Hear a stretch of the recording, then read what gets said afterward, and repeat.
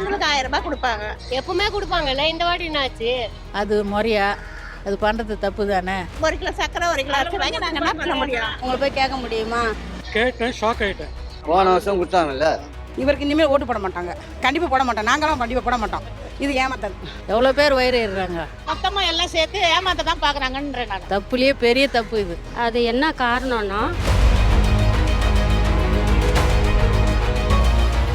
பொங்கல் பரிசு தொகைக்கு அதில் வந்து வருஷம் வருஷம் நமக்கு வந்து 1000 ரூபான்ற ஒரு பணத்தொகை கொடுத்துருக்காங்க. ஆமாம். இந்த வாட்டி வந்து அதை ரத்து பண்ணிட்டு வெறும் பரிசு தான் அப்படின்னு சொல்லியிருக்காங்க. அதுதான், அது ஏன் அப்படி பண்ணாங்க?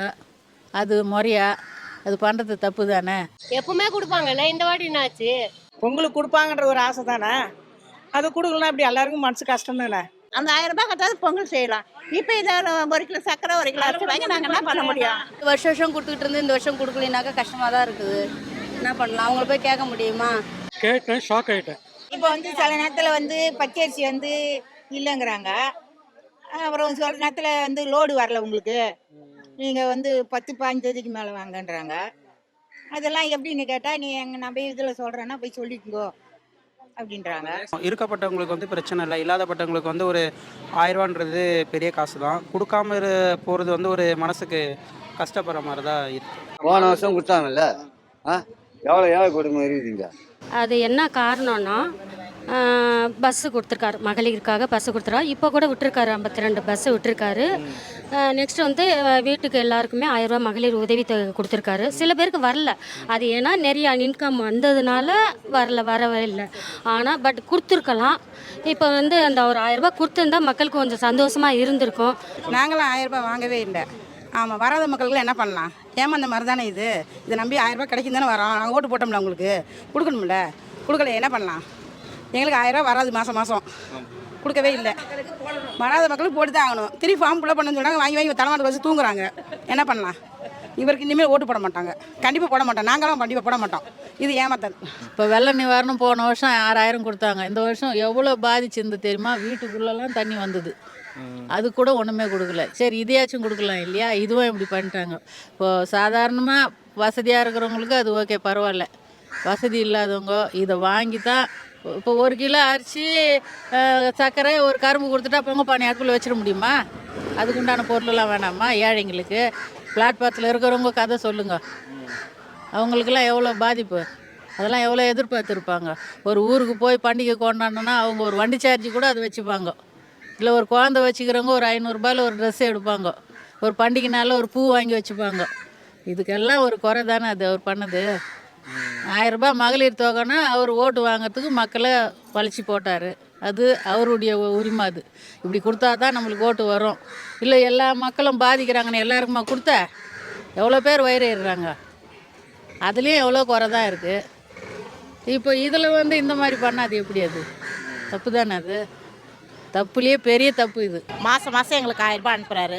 அதில் தான் பஸ்ஸு வந்து ஃப்ரீயாக விட்ருக்காங்க. மகளிருக்காக எல்லாமே நன்மையாக தான் செய்கிறாரு. இந்த வருஷம் 1000 ரூபாய் இல்லைன்னா அடுத்த வருஷம் அதை கூட்டி கூட கொடுக்கலாம். ஏன்னா இப்போ என்ன சூழ்நிலை நம்மளுக்கு தெரியாது. அந்த 1000 ரூபாய் போடுறாங்க மாதம், அது 3/4 பேர் கிடையாது. அப்போ அவங்களாம் என்ன பண்ணுவாங்க? எல்லாருமே கொடுக்கணும்ல ஆளுக்கு 1000 ரூபாய். அந்த பொங்கல் கொடுத்தா கொடுத்தா என்ன? 2 வாட்டி நான் அப்ளை பண்ணேன், எங்களுக்குலாம் 1000 ரூபாய் வரவே இல்லையாப்பா. கேட்டால் எங்களுக்கு 2 லட்ச ரூபாய் வருமானம் வருதுன்றாங்க. எல்லாம் எங்கள் வீட்டுக்கார் பிளம்பர் வேலை தான் செய்கிறாரு. எங்கள் வீட்டில் எல்லா பசங்களும் கஷ்டப்பட்டு அவங்கவுங்க கல்யாணம் பண்ணி போயிட்டதுக்கப்புறம் அவங்க வருமானத்தில் சேர்த்து எப்படி சொல்லலாம்? நானும் எங்கள் வீட்டுக்காரன் தான் இப்போ இருக்கிறோம். என் பையனுக்கு கல்யாணம் ஆயிடுச்சு, அவன் தனியாக இருக்கிறான். இப்போ எங்கள் 2 பேருக்கு வருமானம் இல்லை. 1000 ரூபாய் வரும்னு போயிட்டு 2 வாட்டி போயிட்டு அப்ளை பண்ண வரவே இல்லை. இப்போ எங்களுக்கு இந்த 1000 ரூபாயும் வரல, இதுவும் வரல. அதான் சொல்கிறேன், நான் மொத்தமாக எல்லாம் சேர்த்து ஏமாத்த தான் பார்க்குறாங்கன்றேன் நான். அதுதான் நான் சொல்லுவேன் எப்பவுமே. விடோ பைசா வாங்குறவங்களுக்கு அந்த 1000 ரூபாய் கிடையாதுன்றாங்க. அந்த விடோவுக்கும் இதுக்கும் என்ன சம்மந்தம்? அந்த 1000 ரூபாயில புருஷன் போயிட்டு வந்து அந்த 1000 ரூபாய் தராங்க. இது எதுக்கு? அதை நிற்கணும். இப்போது நல்லது செய்கிறேன்னு இந்த மாதிரி நடக்கிறதையே தடுக்கிறதா? ரைட்டு, தப்பு தானே அது. அது மிகப்பெரிய தப்பு. ஏழை மக்களுக்கு வயிற்றுல அடிக்கிற ஒரு பெரிய ஒரு கொடுமை. இந்த ஏரியாவில் வருதுன்னு சொன்னாங்கன்னா முக்கால்வாசி முழுசாக வரவே வராது. அது யார் யாருக்கு போகணுமோ அவங்கவுங்களுக்கு தான் போகும். எங்களுக்குலாம் வரவே வராது, கஷ்டப்படுறவங்களுக்கு வரவே வராதுப்பா. நான் பார்த்துட்டேன் நிறைய வாட்டி. மாதம் 1000 ரூபா கொடுக்குறாங்க, அதுக்கு நான் வந்து எந்த தவறும் சொல்லலை, அது ஓகே தான்.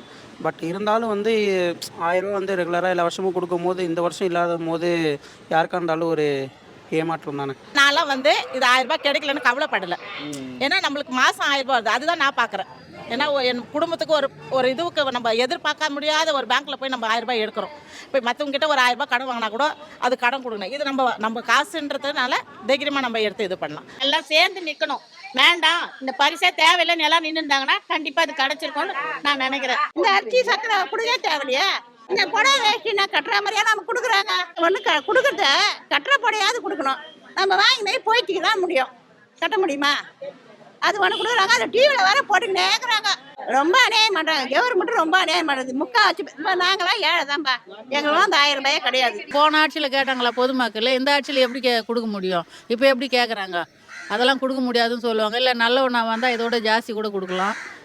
அது நியாயம் இருக்குது இல்லை? நம்ம போன வாட்டி தடுத்துட்டாங்க, இந்த வாட்டி ஆட்சியில் 2000 கொடுக்குறோன்னுமா, இல்லை போன வாட்டி இல்லை நான் கொடுக்க மாட்டேன்னு சொல்லுவாங்க.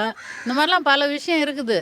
சொன்னபடி செய்யணும், செய்யலை. ஏதாவது ஒரு உதவி பண்ணலாம் இல்லாதவங்களுக்கு, இந்த மாதிரி அவங்களுக்கு வசதி இல்லாதவங்களுக்கு வேற வழியில ஏதாவது எங்களுக்கு உதவி பண்ணலாம் கவர்மெண்ட். இதுதான் வேணும்ன்றது நான் எனக்கு இல்லை. இது மாதிரி கொடுக்கலாம், வேற ஏதாவது கொடுக்கலாம். நெக்ஸ்ட் டைம் அவர் பார்த்து என்ன செய்வாருன்னு நம்புகிறோம். வீடுலாம் கொடுக்குறாரு, இல்லாதப்பட்டவங்களுக்கெல்லாம் வீடு கொடுக்குறாரு. நல்லா தான் பண்ணின்னு இருக்காரு அவர். சும்மா ஏதோ சொல்லின்னு இருக்கக்கூடாது. எந்த பக்கம் இருந்தாலும் ஒரு நியாயத்தை பேசணும், எல்லாருக்கிட்டையும் ஒரு நியாயத்தை பேசணும். ஆனால் நல்லா தான் பண்ணுறாரு. எல்லாமே ரேஷன் கடையில் கூட எல்லாமே தான் வருது.